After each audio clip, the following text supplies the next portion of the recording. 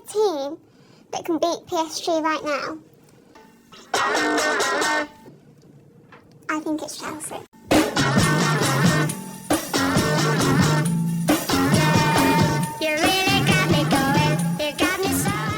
Enzo Maresca is a genius. Enzo Maresca, you bald genius.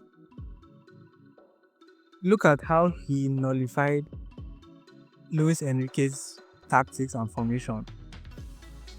Rival fans are still wondering how it happened. They're like, oh, PSG were not on their game. What happened to PSG? Let me tell you what happened. We just witnessed one of the greatest game of chess by a Chelsea manager. One of the greatest game of chess by Enzo Maresca. PSG lined up in their usual 4-3-3. Chelsea lined up in their 4-2-3-1 with the double pivot. Even Enzo Maresca said during his post-match press conference, he said that the game was won in the first 10 minutes. Yeah, anyway, we tried. I think we won the game in the first 10 minutes. Because that first 10 minutes, we were pressing, the intensity was high. PSG didn't even know what happened to them. So we pressed them with a 4-4-2 formation. Chelsea midfield 3 went man-to-man. Even Enzo said it. We went man-to-man on PSG, Caicedo on a midfielder, James on a midfielder, Enzo on a midfielder. If Enzo, for example, were to press a centre-back, then Palmer would tuck into midfield to help cover that midfielder that Enzo Fernandez left. So the man-to-man pressing is always there, preventing PSG from rotating and switching, playing the midfield. Their midfielders are so dynamic. They move 1-2 touches and they rotate in between. So that man-to-man helped stop that. That was the first thing Enzo Maresca nullified, that PSG's midfield. Another thing Chelsea did was, if you look what Chalobah did, went man-to-man with Ousmane Dembele. Anytime Dembele step in to midfield to try and collect the ball and distribute play, Chalobah is always following him, man-marking him, not giving him any chance. That is another thing that nullified Dembele in the match. Dembele was limited to only one shot on target in that match, in the whole 90 minutes. This is a potential Ballon d'Or winner we're talking about. So that was another thing Enzo Maresca did that I noticed. Another thing we were worried about is, how PSG press other teams with intensity. I was like, how are we going to beat this PSG press? But here's how we were able to beat the press. From goal kick, you see that Sanchez will go long to beat the press. An attacker, maybe a centre forward like João Pedro, will drop deep from the attack into midfield to receive the ball, to create space for himself. So either Sanchez goes long or João Pedro comes deep to receive the ball in a free and empty space. The reason that there is a free and empty space is that Chelsea's shape from the goal kick was a 4-2-4, which meant that it left PSG 3 attackers trying to mark 5 Chelsea players. Those 5 Chelsea players were 4 defenders plus Sanchez, making it 5. So PSG's 3 attackers were marking Chelsea's 5 players. And then PSG's 3 midfielders were confused because there's only 2 Chelsea midfielders for them to mark, which left them passive and made a huge gap appear in between the midfield and PSG's defense line, because Chelsea used 4 attackers to attack the defense and their back line. So there was a lot of gap and a lot of space in between that 2 midfielders, that 2 Chelsea midfield and the 4 attackers, because Chelsea pinned those centre backs and defenders way back. So there's a lot of space in the midfield, so as not to allow Hakimi and Mendes to join the teammates to press. That's why Chelsea used 4 attackers to pin them back, so that Hakimi and Mendes could not move, because that's how PSG press with high intensity. So if you look at it, the third goal that Chelsea scored, Palmer dropped from the front 4 that was pressing PSG's defenders. Palmer dropped from the front 4 to receive the ball. Gusto lost his marker. Cavacelia was marking Gusto. As Palmer dropped deep and the ball was played into Palmer, Gusto lost his marker, Cavacelia, and ran into space. So Mendes, that was supposed to track Palmer, as he was tracking Palmer, he now noticed that Gusto was running and there was space in behind. So he had to leave Palmer to follow Gusto. As he followed Gusto, as Palmer received the ball, look at the acres of space Palmer had. He just carried the ball and he ran to PSG's 18-yard box.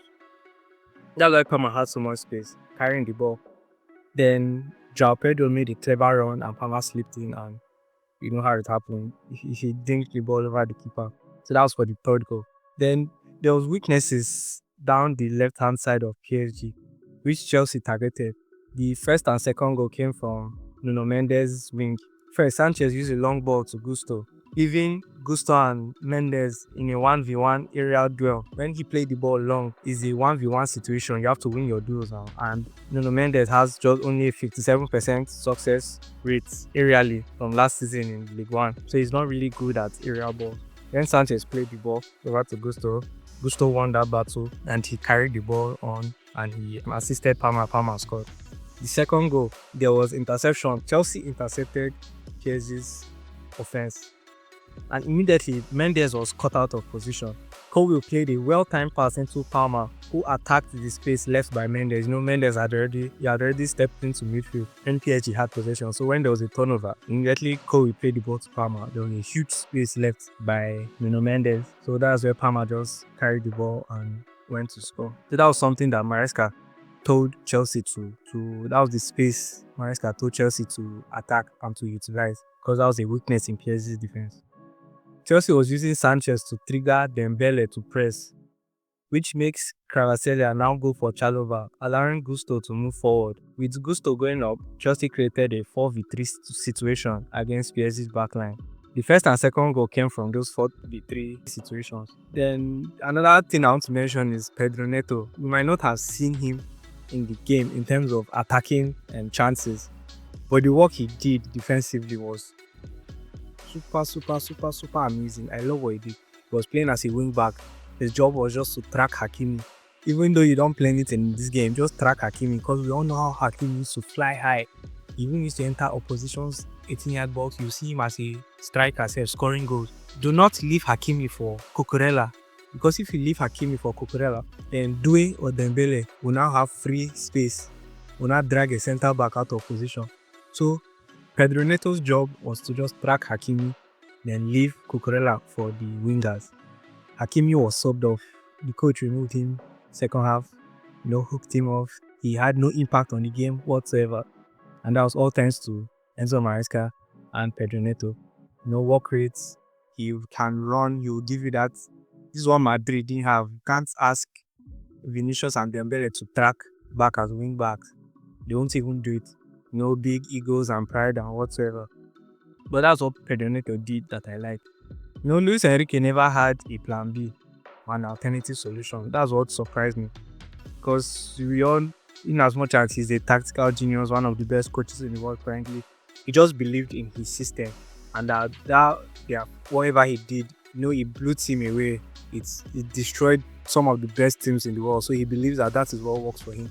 If that doesn't work, he doesn't know what to do. The reason is that it has never failed him, so he has never had to come up with a solution. You can see from his substitutions he did, he didn't make too much of an impact. When Chelsea found him out, he had no solutions to tweak one or two, because what he has done has worked so well for him against top team. Credit to Enzo Maresca, the master chess player.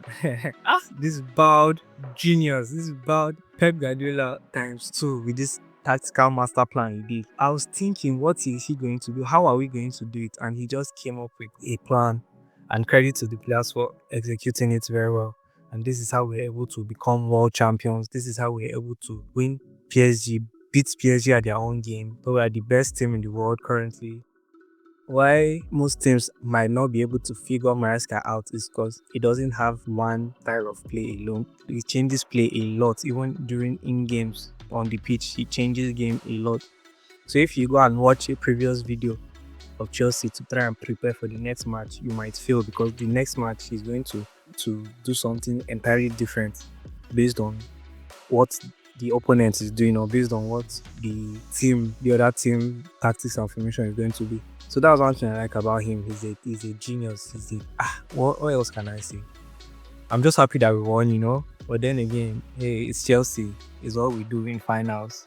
Make sure you like and subscribe to my channel to help me grow. Thank you very much. Up the Blues. Let's go.